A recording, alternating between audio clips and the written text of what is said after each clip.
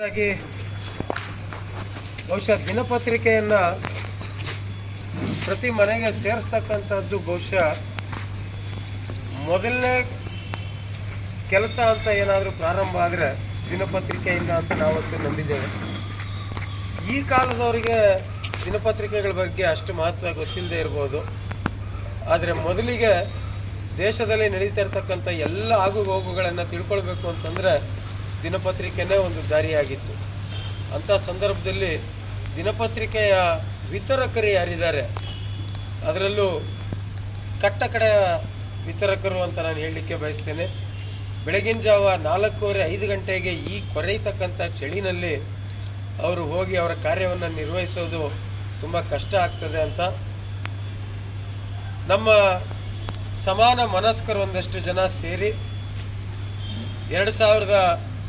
2021ನೇ ಇಸ್ವಿನಲ್ಲಿ ನಾವು ಒಂದು batch of social service boss ಅಂತ ಒಂದು ಸಂಘಟನೆಯನ್ನು ಹುಟ್ಟು ಹಾಕಿ ಅದರ ಮುಖಾಂತರ ಈಗಾಗಲೇ ಅನೇಕ ವಿಚಾರಗಳನ್ನು ತಿಳಿಸಿದ್ದಾರೆ. ವಿಶೇಷವಾಗಿ ಆರೋಗ್ಯ ಕ್ಷೇತ್ರ ಅಂದರೆ ಯಾರಿಗೆ ಔಷಧಿ ಮತ್ತು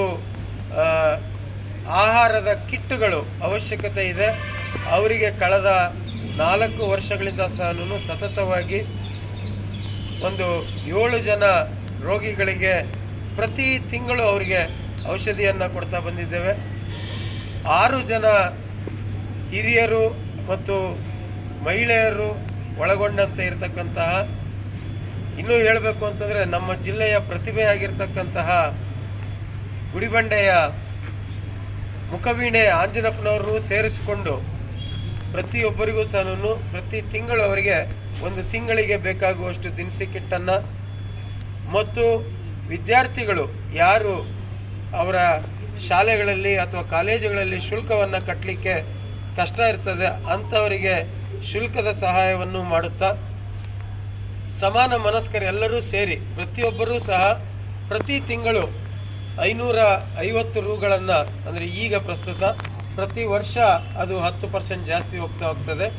ಆ ರೀತಿ ಪ್ರತಿ ತಿಂಗಳು ಎಲ್ಲರೂ ಅದನ್ನು ಒಂದು ಕಡೆ ಹಾಕಿ ಒಂದು ಬ್ಯಾಂಕ್ ಖಾತೆಯಲ್ಲಿ ಅದನ್ನು ಇರಿಸಿ ಸಂಪೂರ್ಣ ವ್ಯವಹಾರವನ್ನು ಬ್ಯಾಂಕ್ ಮುಖಾಂತರನೇ ನಾವು ಔಷಧಿ ಕೊಡೋದಾಗ್ಬೋದು, ನೇರವಾಗಿ ಆ ಒಂದು ಔಷಧಿ ಮಳಿಗೆಗೆ ನಾವು ಕೊಡ್ತಕ್ಕಂಥದ್ದಾಗ್ತದೆ.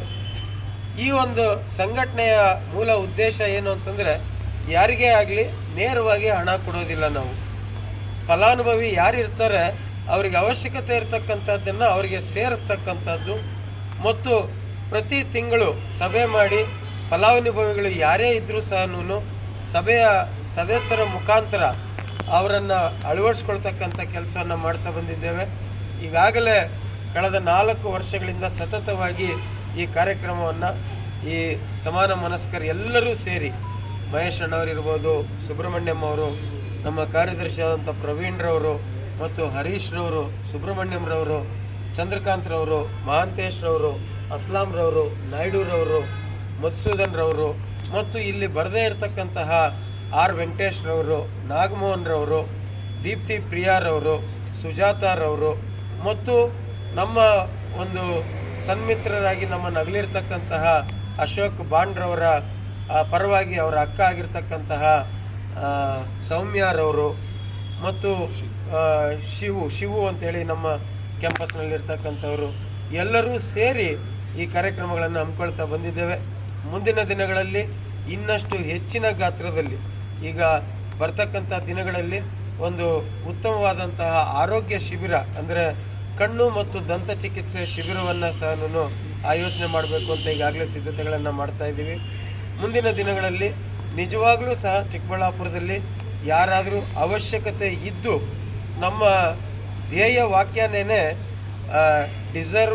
ಡಿಪ್ರೈವ್ಡ್ ಪೀಪಲ್ಗೆ ಸಹಾಯ ಮಾಡ್ತಕ್ಕಂಥದ್ದು. ಸೊ ಈ ಒಂದು ಸಂಘಟನೆಯನ್ನು ಎಲ್ಲರೂ ಸೇರಿ ಮಾಡ್ತಾ ಇದ್ದೀವಿ.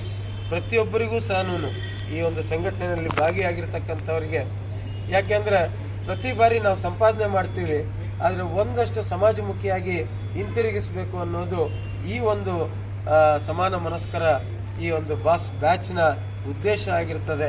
ಆ ಬಾಸ್ ಬ್ಯಾಚ್ನಲ್ಲಿ ನನ್ನ ಜೊತೆ ಕೈ ಜೋಡಿಸಿರ್ತಕ್ಕಂಥ ಪ್ರತಿಯೊಬ್ಬರಿಗೂ ಸಹ ಮತ್ತು ಇವತ್ತು ಈ ಪತ್ರಿಕೆ ವಿತರಕರು ಯಾರ್ಯಾರಿದ್ದಾರೆ ಅವರಿಗೆ ಒಂದು ಟ್ರ್ಯಾಕ್ ಡ್ರೆಸ್ಸನ್ನು ಕೊಡೋದರ ಮುಖಾಂತರ ಆ ಚಳಿಯಿಂದ ಒಂದು ಸ್ವಲ್ಪ ರಕ್ಷಣೆ ಅವರಿಗೆ ಸಿಗಲಿ ಅಂತ ಒಂದು ಸಣ್ಣ ಪ್ರಯತ್ನವನ್ನು ಮಾಡಿದ್ದೇವೆ.